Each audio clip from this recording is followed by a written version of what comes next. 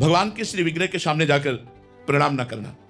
भगवान के सामने गए, आप ऐसे खड़े हैं, भगवान साक्षात विराजमान है, अर्चावतार भगवान के जैसे और अवतार हैं, ऐसे ही भगवान जो विग्रह में विराजमान है ये अर्चावतार है। तो भगवान के सामने जाकर के सबसे पहला काम होना चाहिए साष्टांग प्रणाम करें, पंचांग प्रणाम करें। साक्षात भगवान विराजमान है, आप बिल्कुल संशय मत कीजिए कि ये तो मूर्ति है। जाकी रही भावना जैसी, प्रभु मूर्ति देखी तीन तैसी। अगर आप भावना करेंगे मूर्ति है तो मूर्ति है, नहीं तो साक्षात बिहारी जी विराजमान है, किसी मूर्तिकार की रचना नहीं। साक्षात राधा वल्लभ लाल, साक्षात राधा रमण जी, ये हम पर कृपा करके विराजमान है। हमारी सामर्थ्य नहीं कि हम इनको देख सकें, तो ये अर्चा विग्रह के रूप में विराजमान है। एक बार भगवान श्री कृष्ण को साष्टांग प्रणाम करने वाले को 10 अश्वमेध यज्ञ के अवभृत स्नान का फल प्राप्त होता है। एकोपि कृष्णः कृतः प्रणामो दशाश्वमेधा अव्रतेन तुल्यः। दशाश्वमेधी, जो 10 अश्वमेध करने वाला है वो पुनरेपि जन्म, बड़ी बात है, लेकिन कृष्ण प्रणामी न पुनर्भव।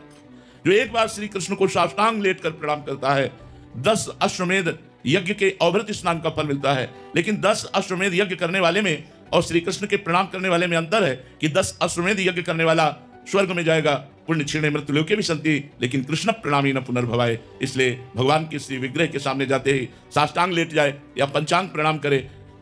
कम से कम इतना देहाभिमान न पुष्ट हो कि हम भगवान के सामने अवहेलना पूर्वक खड़े हैं, देखते ही हाथ जुड़ जाए, नेत्र झुक जाए, साष्टांग लेट जाए। ये वैष्णवता है, ये भक्ति है। अगर आप प्रणाम नहीं करते तो तीसरा सेवा अपराध है। चौथा, अशौच अवस्था में मंदिर में दर्शन करने जाना। आप जैसे कपड़ा सहित लेटरिन गए हैं तो आपका अधिकार नहीं कि आप मंदिर में जाकर दर्शन करें। पहले जाइए, स्नान कीजिए, वस्त्र परिवर्तन कीजिए, वस्त्र पवित्र हो और आपका शरीर पवित्र हो, और कोशिश करो कि भाव भी पवित्र हो, तब हम भगवान के दर्शन करने के लिए जाएं।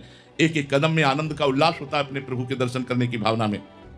यदि आप खड़े खड़े लघुशंका करते हैं, आपके वस्त्रों में पेशाब के छींटे पड़ते हैं, आप अपवित्र हैं, मंदिर जाने के योग्य नहीं है, इसीलिए बुद्धि भ्रष्ट हो जाती है, कोई भाव नहीं आता, कोई अनुभव नहीं आता। मैं आपसे सच्ची कहते हैं, प्रभु के जो श्री विग्रह हैं, हमने अब वो सब बातें नहीं बताई जाती, मतलब ये साक्षात हैं। आपको हम ये कह रहे साक्षात हैं, एक एक बात आपकी सुनते हैं, एक एक बात देखते हैं, हम कैसे तुम्हें बताएं। ये प्रभु जो श्री विग्रह में आप केवल भाव करके देखिए, वो हमारे भावों को ग्रहण करते हैं। जो प्यार से उनसे बात करो ना, सेकेंड में उत्तर आता है, सेकेंड में ऐसे बात करो और स्फुरित हो गया, उत्तर स्फुरित हो गया। ये प्रभु विराजमान है। तो हम अपने प्रभु के अशौच अवस्था में मंदिर दर्शन करने न जाएं, जब हमारा शरीर अपवित्र हो, हमारे वस्त्र पवित्र हो, हमारा मुख अपवित्र हो। मुख में 3 बार आचमन करें, कृष्णाय नमः, गोविंदाय नमः, अच्युताय नमः। दाहिने अंगूठे से ऐसे करके हाथ पैर धो के पवित्र होकर भगवान के दर्शन करने जाए। अपवित्र दशा में वस्त्र अपवित्र, शरीर अपवित्र, मुख अपवित्र, ऐसी दशा में भगवत दर्शन करना अपराध माना जाता है मंदिर में जाकर के।